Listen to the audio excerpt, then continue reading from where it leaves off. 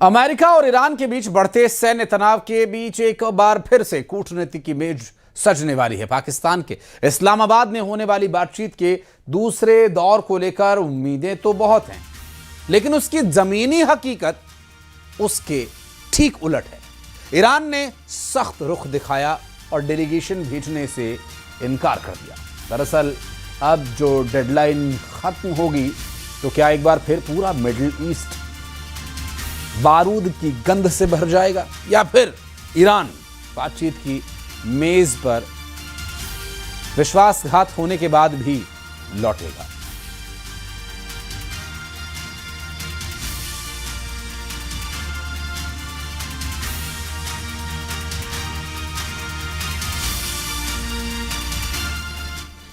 तो फिलहाल क्या स्थिति है वो समझना जरूरी है।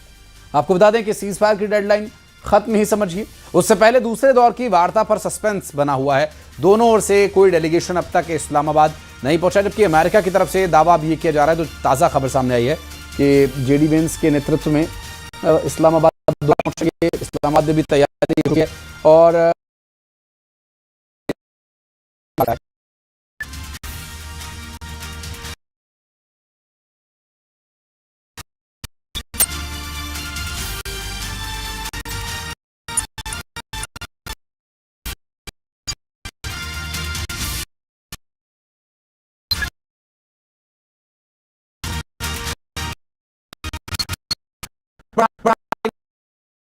और अमेरिका के साथ पहले राउंड की बातचीत करने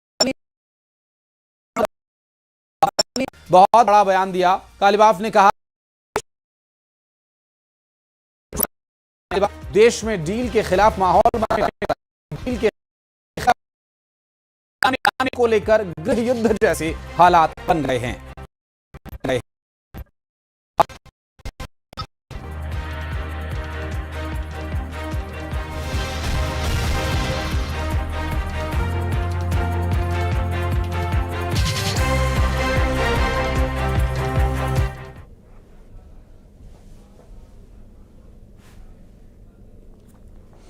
ईरान अपनी मांगों पर अड़ा हुआ है और कहा जा रहा है कि ईरानी डेलीगेशन अब तक तेहरान से नहीं निकलेगी तब तक जब तक कि अमेरिका ईरान की मांगों को पहले हरी झंडी नहीं देता। ईरान ने साफ कर दिया है कि अगर बात हुई भी तो न्यूक्लियर और मिसाइली प्रोग्राम पर कोई बात नहीं होगी।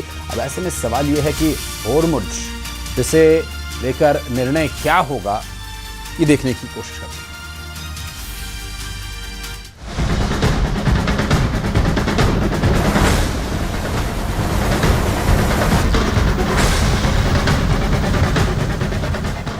क्या 35 से 40 किलोमीटर दायरे में फैले इस समुद्री गलियारे में सबसे बड़ा युद्ध होने वाला है। हालात ऐसे हैं कि ये जंग परमाणु धमाके तक पहुंच सकती है।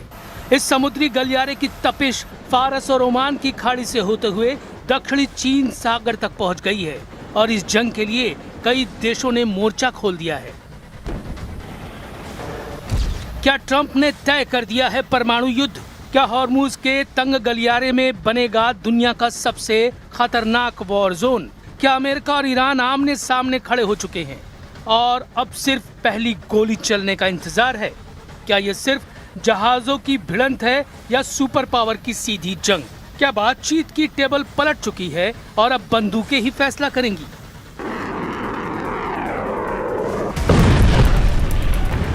हॉर्मुज की नाकेबंदी बातचीत के बीच सबसे बड़ी बाधा बनी हुई है। मैं इस बारे में विचार करूंगा, देखता हूं नाकेबंदी कैसे बाधा बनती है। फारस और ओमान की खाड़ी में हॉर्मुज को लेकर सबसे बड़े तनाव के बीच दक्षिण चीन सागर में अमेरिका और फिलीपींस के बीच सबसे बड़ा सैन्य अभ्यास चल रहा है। यह अभ्यास 8 मई तक चलेगा। इसमें 17,000 से ज्यादा सैनिक शामिल हैं। बलिकतन 2026 नाम से चल रहे इस सैन्य अभ्यास में अमेरिका और फिलीपीनी फोर्सेस के साथ जापान, ऑस्ट्रेलिया, कनाडा, फ्रांस और न्यूजीलैंड के सैनिक भी शामिल हैं। इस सैन्य अभ्यास पर चीन भड़क गया है। चीन ने कहा है कि अमेरिका दूसरे देशों को दक्षिणी चीन सागर में लाकर तनाव बढ़ा रहा है। उधर हॉर्मुज पर अमेरिका की नाकेबंदी पर भी चीन ने सवाल उठा दिए और कहा कि अमेरिका की नाकेबंदी गैर वाजिब है। दुनिया की तेल सप्लाई के दिल हॉर्मुज में अभी तनाव अपने सबसे खतरनाक स्तर पर पहुंच चुका है। अमेरिका आरोप लगा रहा है कि ईरान जहाजों को खतरे में डाल रहा है। ईरान ने पलटवार करते हुए अमेरिका को समुद्री डकैत बता दिया।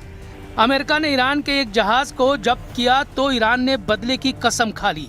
ये सिर्फ समुद्री विवाद नहीं है, ये उस जंग की शुरुआत हो सकती है जो पूरी दुनिया को हिला देगी।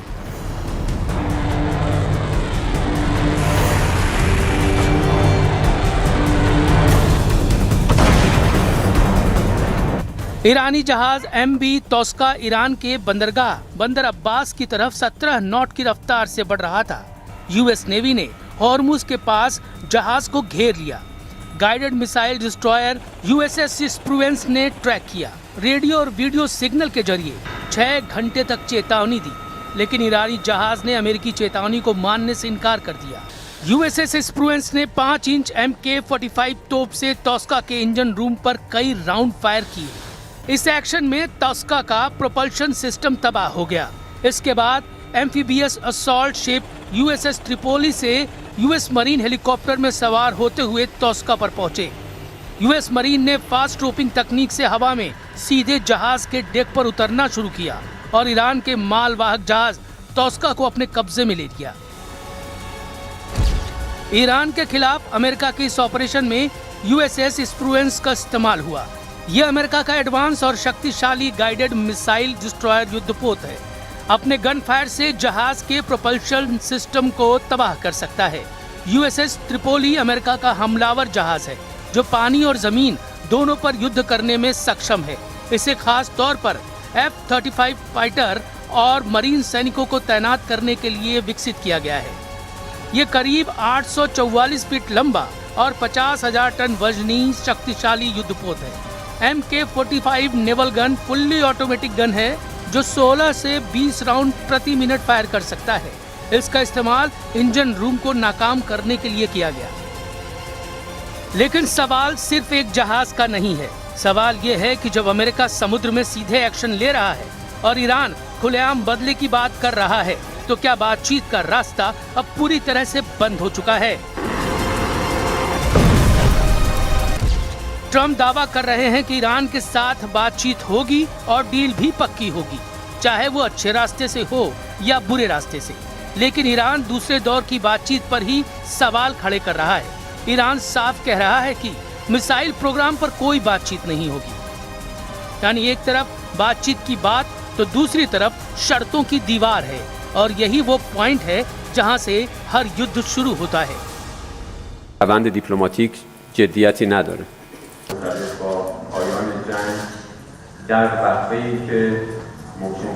واقعاً در روندهای مذاکراتی ثابت قدم بودیم چون میدونیم که इस पूरी कहानी का सबसे खतरनाक हिस्सा ईरान का परमाणु कार्यक्रम। कई इंटरनेशनल रिपोर्ट में दावा किया गया है कि ईरान के न्यूक्लियर प्रोग्राम में अभी भी कई खामियां हैं जिसका कोई साफ जवाब नहीं मिला है।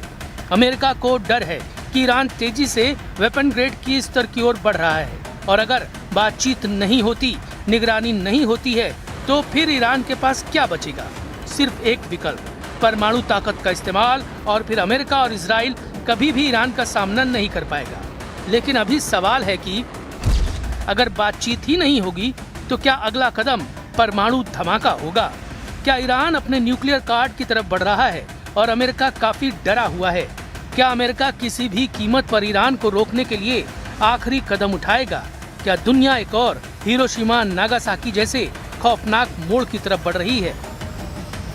Do something. We had to make sure that Iran never gets a nuclear weapon. And we're at that. They've agreed to that. They've totally agreed to that. They've agreed to almost everything. So maybe if they can get to the table, there's a difference. They agree. They're going to get to the table with a pen. लेकिन इस जंग की आग सिर्फ Hormuz तक सीमित नहीं है। दक्षिण चीन सागर में अमेरिका का सैन्य अभ्यास चीन को खटक रहा है। यानी दुनिया दो हिस्सों में बढ़ती दिख रही है। एक तरफ अमेरिका और उसके सहयोगी, दूसरी तरफ ईरान और उसके साथ खड़े देश है। सैन्य मोर्चे पर अमेरिका और इजराइल सिर्फ दो साझेदार एक साथ दिख रहे हैं। जापान, ऑस्ट्रेलिया, यहाँ तक कि यूरोप ने भी इस युद्ध से हाथ खींच लिया है। दूसरी तरफ ईरान भले ही युद्ध में अकेला खड़ा दिख रहा है, लेकिन चीन और रूस बैकडोर से ईरान के साथ खड़े हैं। अगर हालात ऐसे ही रहे तो अगला कदम क्या होगा? हरमुज में सीधा सैन्य टकराव, ईरान की तरफ से मिसाइल हमले और अमेरिका की एयर स्ट्राइक, और फिर इजराइल की एंट्री और पूरे मिडिल ईस्ट में आग।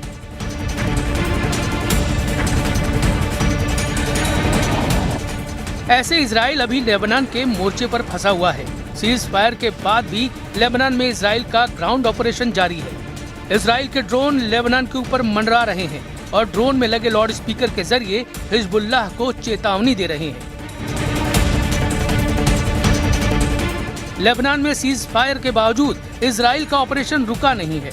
इजराइल हिजबुल्लाह के हमलों को सीधे ईरान से जोड़ता है, यानी हॉर्मुज में जंग भड़की तो इजराइल भी इस लड़ाई में कूद सकता है। और अगर ऐसा हुआ तो ये सिर्फ अमेरिका बनाम ईरान नहीं रहेगा, ये बन जाएगा मिडिल ईस्ट का फुल स्केल वॉर।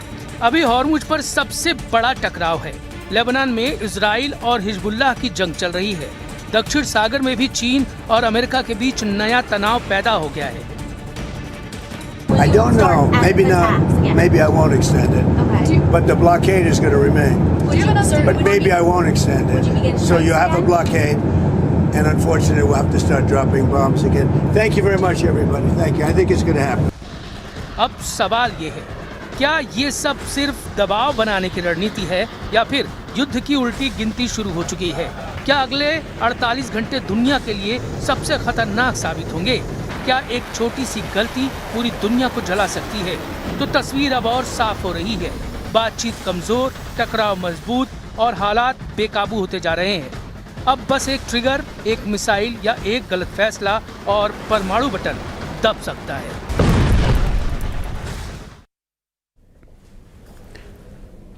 क्या ईरान में कोई ऐसा जनरल है जो पाकिस्तान में शांति वार्ता नहीं होने दे रहा है? मीडिया रिपोर्ट्स के दावों के मुताबिक इस वक्त ईरान में मेजर जनरल अहमद वहीदी का हुक्म चल रहा है। यही वजह है कि अमेरिका और पाकिस्तान की तमाम कोशिशों के बावजूद अभी तक ईरान वार्ता के लिए तैयार नहीं हुआ। दावा तो यहां तक है कि मेजर जनरल अहमद वहीदी वार्ता नहीं, बारूदी हमले की तैयारी में जुटे हैं।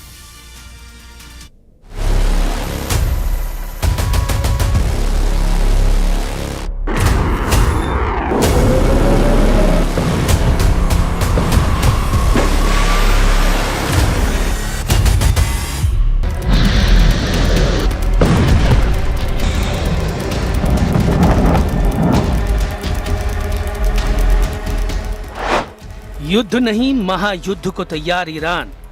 जनरल अहमद वहीदी ने पलटी ट्रंप की बाजी।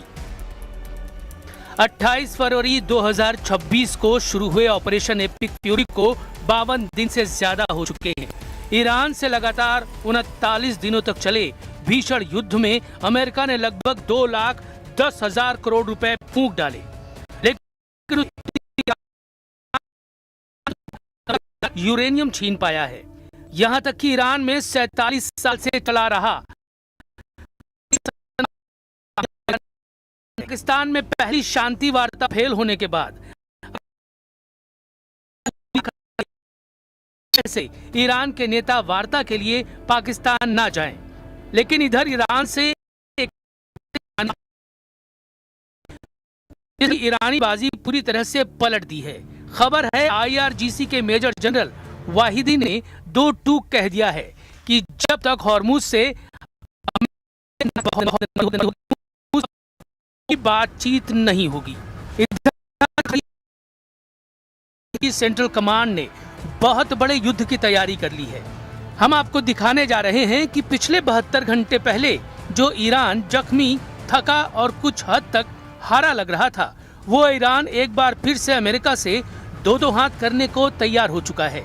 दावा किया गया है कि ईरान युद्ध नहीं बल्कि महायुद्ध की तैयारी में जुट गया है और ईरान ने 10 दिन के सीज फायर में अपनी मिसाइलों को ऐसी लोकेशन पर पहुंचा दिया है जहां से अमेरिकी और इजरायली अड्डों को घातक नुकसान पहुंचाया जा सकता है। अदृश्य जनरल का आदेश, झुकेगा नहीं ईरान। इस वक्त दुनिया भर में यही सवाल पूछे जा रहे हैं कि सुप्रीम लीडर अली खामनेई की मौत और सुप्रीम लीडर मुज्तबा खamenei के घायल होने के बाद इस वक्त ईरान में आखिरी और ठोस फैसला कौन ले रहा है। खबरों और दावों के मुताबिक वो ईरानी चेहरा और नाम है मेजर जनरल अहमद वाहिदी, जिन्होंने इस वक्त ईरान की सत्ता पर पूरी पकड़ बना ली है और ट्रंप के हर प्लान की धज्जियां उड़ा दी है। यही वजह है कि ईरान ने शांति वार्ता से पहले अमेरिका के सामने इतनी सख्त शर्तें रख दी हैं, जिसे शायद अमेरिका आसानी से मान नहीं पाएगा। यही वजह है कि अमेरिका का मोहरा या कहे डाकिया बने पाकिस्तान के field marshal general Asim Munir ने भी ईरानी जनरल अहमद वहीदी के सामने घुटने टेकने शुरू कर दिए हैं। अब आप जरा मेजर जनरल अहमद वहीदी के बारे में जान लीजिए। खुफिया रिपोर्टों और तेहरान के गलियारों से छनकर आ रही खबरों के मुताबिक मेजर जनरल अहमद वहीदी ने सत्ता पर अपनी पकड़ मजबूत करने के लिए केवल अब्बास अगारची को ही नहीं, बल्कि ईरान के कई दूसरे प्रभावशाली, उदारवादी और व्यवहारिक नेताओं को पूरी तरह से हाशिए पर धकेल दिया है। वहीदी की रणनीति इस वक्त मिलिट्री फर्स्ट यानी सैन्य प्रधान शासन की है, जिसके तहत उन्होंने टॉप नेताओं और मंत्रियों को साइडलाइन किया है। इसमें सबसे पहला नाम है ईरान के विदेश मंत्री अब्बास अगारची का। मेजर जनरल अहमद वहीदी ने अब्बास अगारची को अब केवल एक नाम मात्र का मंत्री बना दिया है। वहीदी ने आदेश दिया है कि विदेश मंत्रालय का कोई भी बड़ा निर्णय अब IRGC के इंटेलिजेंस विंग की मंजूरी के बिना नहीं लिया जाएगा। मोहम्मद जवाद शरीफ, पूर्व विदेश मंत्री और वर्तमान सलाहकार। मोहम्मद जवाद शरीफ, जो अपनी कूटनीतिक कुशलता और पश्चिमी देशों के साथ बातचीत के लिए जाने जाते हैं, वहीदी के सबसे बड़े वैचारिक विरोधी माने जाते हैं। रिपोर्ट्स के अनुसार वहीदी ने जरीफ की पहुंच को सीमित कर दिया है। उन्हें सलाहकारी भूमिकाओं से हटाकर घर में नजरबंद जैसी स्थिति में रखा गया है, ताकि वे अमेरिका या ट्रंप प्रशासन के साथ किसी भी गुप्त बातचीत का हिस्सा न बन सके। ईरान के शीर्ष राष्ट्रीय सुरक्षा परिषद के सदस्य वहीदी ने ईरान के सुप्रीम नेशनल सिक्योरिटी काउंसिल यानी SNSC के भीतर उन अधिकारियों को बदल दिया है जो युद्ध की बजाय कूटनीति के पक्षधर थे। कई पुराने राजनयिकों की जगह अब वहीदी के वफादार IRGC जनरलों को नियुक्त किया गया है। आर्थिक सलाहकार और पेट्रोलियम मंत्री। चूंकि ईरान पर लगे प्रतिबंधों और युद्ध के कारण अर्थव्यवस्था चरमरा रही है, इसलिए कुछ मंत्री तेल की सप्लाई बहाल करने के लिए अंतर्राष्ट्रीय रियायतों के पक्ष में थे। वहीदी ने इन मंत्रियों को स्पष्ट चेतावनी दी है कि अर्थव्यवस्था को युद्ध अर्थव्यवस्था के हिसाब से चलाया जाएगा। अब तेल और गैस के संसाधनों का प्रबंधन सीधे तौर पर सेना की देखरेख में है। खबर तो यहाँ तक है कि जनरल वहीदी और उनके कट्टरपंथी गुट ने ये नैरेटिव फैलाया है कि जो कोई भी इस वक्त अमेरिका से बात करना चाहता है वो देश के साथ गद्दारी कर रहा है। युद्ध की स्थिति का हवाला देकर वहीदी ने आपातकालीन शक्तियां हासिल कर ली हैं, जिससे उन्हें कैबिनेट के फैसले को ओवरराइड करने का अधिकार मिल गया है। वहीदी ने तर्क दिया है कि ट्रंप केवल ताकत की भाषा समझते हैं, इसलिए किसी भी नरम स्वभाव वाले नेता जैसे अरागची या जरीफ को सामने रखना कमजोरी की निशानी होगी। ما تعهد در مقابل تعهده. یه گام اونا بود بردارن، یه گام ما بود بردارن. اینطوری نشه که ما تعهد خود رو عمل کنیم، اونا عمل نکنیم. ما سعی کردیم این تجربیات به همون حس بی‌اعتمادی دنبال کنیم. मौजूदा वक्त में ईरान की नेगोशिएशन टीम अब केवल कागजों पर है। असल में वहीदी ने एक ऐसी वॉर कैबिनेट बना ली है जिसमें केवल सैन्य कमांडर और कट्टरपंथी सुरक्षा अधिकारी शामिल हैं। इसका सीधा असर पाकिस्तान में होने वाली वार्ता पर पड़ा है, जहां अब बातचीत के लिए कोई सॉफ्ट वॉइस यानी नरम आवाज नहीं बची। بر بدعهدی و نقض آتشبس اصرار ورزید. اینا همش گواه این هست که آمریکا ظاهراً در روند دیپلماتیک جدیتی نداره. अमेरिका के राष्ट्रपति डोनाल्ड ट्रंप ने ईरान के साथ वार्ता के बीच सैन्य दबाव बनाने की कोशिश करके अपने ही पैरों पर कुल्हाड़ी मार ली है। ईरान से शांति समझौता करने की उम्मीद लगातार कम होती जा रही है। ईरान की स्पेशल फोर्स ने जवाबी कार्रवाई के लिए अमेरिका के टारगेट सेट कर दिए हैं और इसमें रूस और चीन से जमकर मदद मिल रही है। खबर है ईरान के पास मिसाइलों की भी काफी क्षमताएं अभी भी मौजूद हैं।